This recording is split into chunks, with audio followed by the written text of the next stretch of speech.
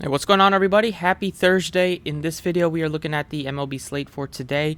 We do have an early slate, which is the main slate today. 6 games, smaller Thursday slate starting at 1 o'clock Eastern time today. Let's go ahead and get started. As always, if you enjoy the videos, appreciate it for the like button, subscribe if you haven't already.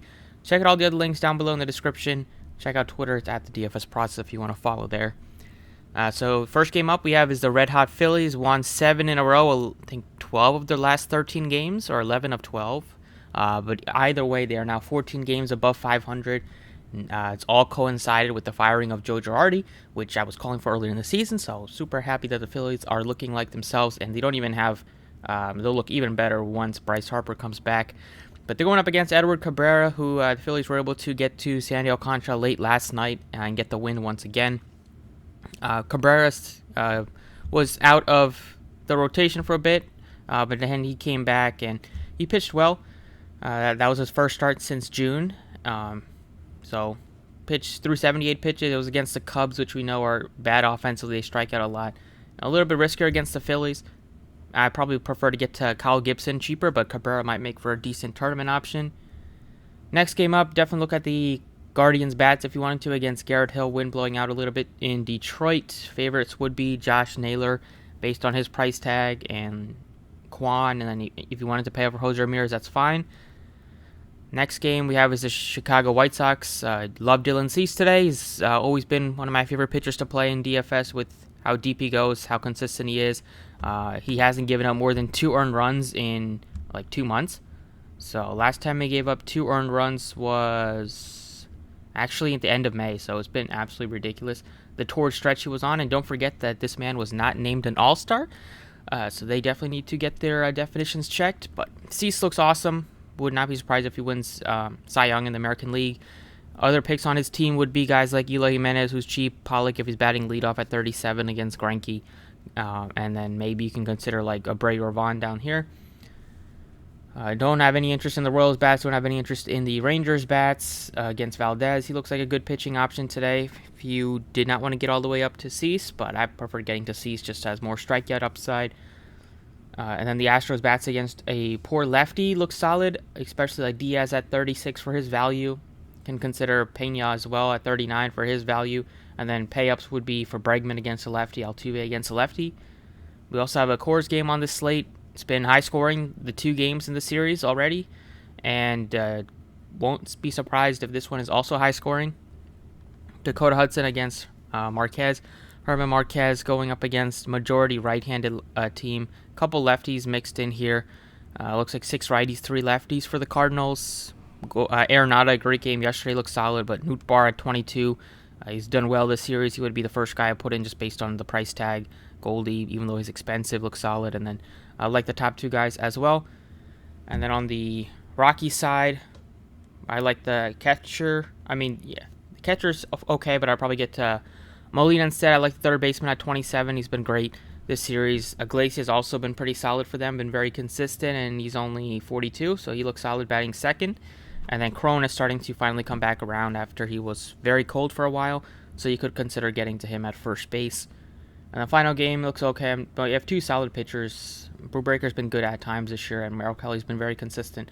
Don't have any interest in the Pirates bats at all. On the Diamondback side, there's some other teams that I prefer, so I'm not too interested in them. You have a couple, 1-2K guy in Beer, and then like Thomas looks okay.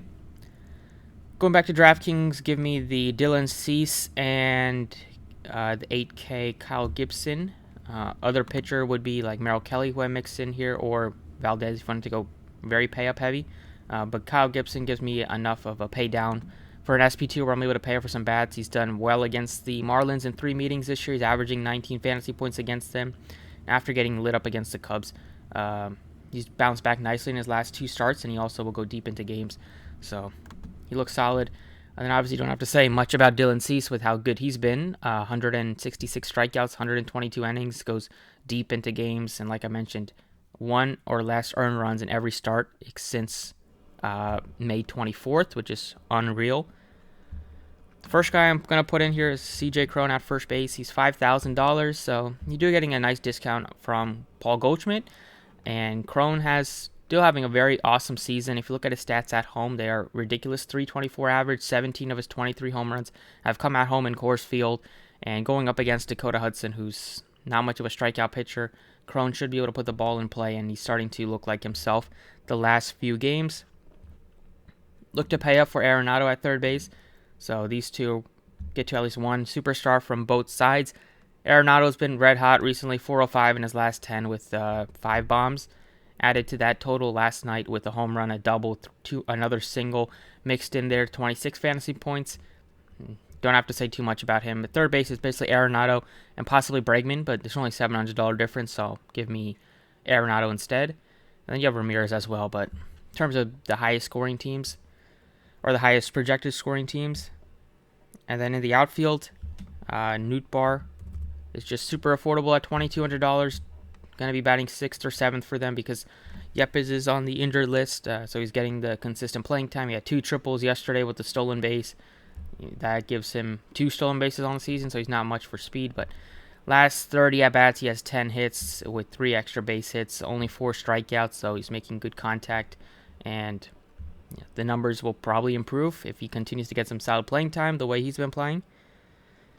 And then last but not least, assuming that Diaz is in the lineup, I always like to get to him. He's third base and outfield eligible, so third base is kind of filled with Arenado and possibly if you're looking at Bregman or Ramirez. But Diaz has always been a solid utility player for the Astros and throughout his career. His last 10, he's batting .333 with a couple home runs. He's always good against lefties. He gets the platoon advantage. That's usually where he does play. They have like McCormick, who they sometimes have against right-handed bats. But against lefties, it's usually Diaz is in the lineup as long as they try to get him in the lineup. Now that they got Mancini, we'll see.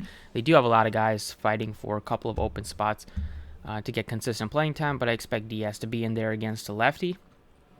So those are 6 guys I'd like to get us started over on DraftKings. Go look at Fanduel. All right, over on FanDuel, not much surprise going with Dylan Cease still as my favorite pitcher. Gets a good matchup against the Royals. They traded away with Merrifield at the deadline. A lot more Ks in the lineup. Merrifield was very good at not striking out. Over at first base, you definitely can get up to Cronin if you wanted to. He's 43. He's expensive. I don't mind going down here in the 3K range for a Abreu, Josh Naylor, Derek Hall, one of those 3. Mancini's in there. He's only 31. So he looks good as well. Over at third base, same type of deal. I do like to get to Arenado, but it's tough also getting to Dylan Cease as your pay-up. So I really like Bregman as well. Super cheap, $1,300 cheaper. We know how good Bregman is against lefties, and the Astros have a very high total today as well. Just less than half run behind the Cardinals so far.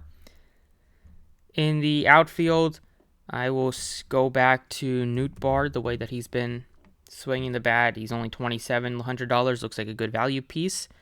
You do have Pollock as well as only $2,300 if you wanted to get to him. But I think Carlson, I played him the first 2 games of the series, hasn't really done anything special. Today, hopefully, he's able to have a very good game. He still has been batting leadoff for them, but he's 0 for 9, which is hard to do in Coors. But does have a little bit of stolen base upside. Marquez has struggled this year in most games, like home and Coors, as well as not been very kind to him. So I'll stick with Carlson. It's still very cheap for him at 35, leadoff hitter in Coors. Hopefully he finally has a good game today. So that's it for DFS. Look at Prizepicks. Okay, so on Prizepicks, the board does look pretty appealing so far today. I do like Cabrera over 4.5 strikeouts. Tough against how good the Phillies have been to feel great about that, but he does give you a lot of strikeout upside. He had 8 in just 78 pitches last time out, and early in the season when he was in a few other starts, he had well over 5 strikeouts. Gibson looks okay at 4.5 strikeouts. I like his fantasy. First one I like is Dylan Cease. He's only at 7.5. This one will probably get bumped up to 8. He's been very good all season. If you look at the numbers against the Royals this season, he has faced them twice. 11 and 2/3 innings, 18 strikeouts, so that's great. Basically 2 starts, he's averaging 9 strikeouts. We're getting the number at 7.5 right now. Love the over there with how good Cease has been over the season. Other potential over strikeout props would be Framber Valdez over 6.5 strikeouts. And maybe you can look to like Lodolo, how good he's been against a strikeout-heavy Cubs team.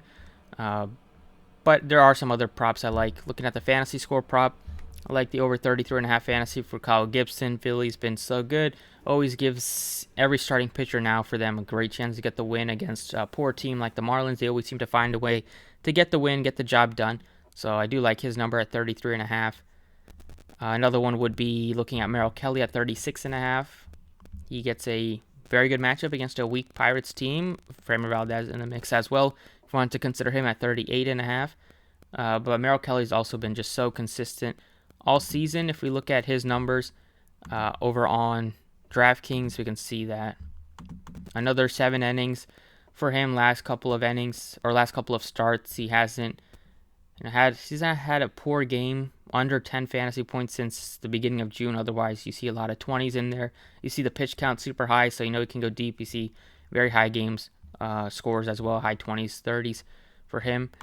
So against the Pirates, I think he'll be able to perform well at home.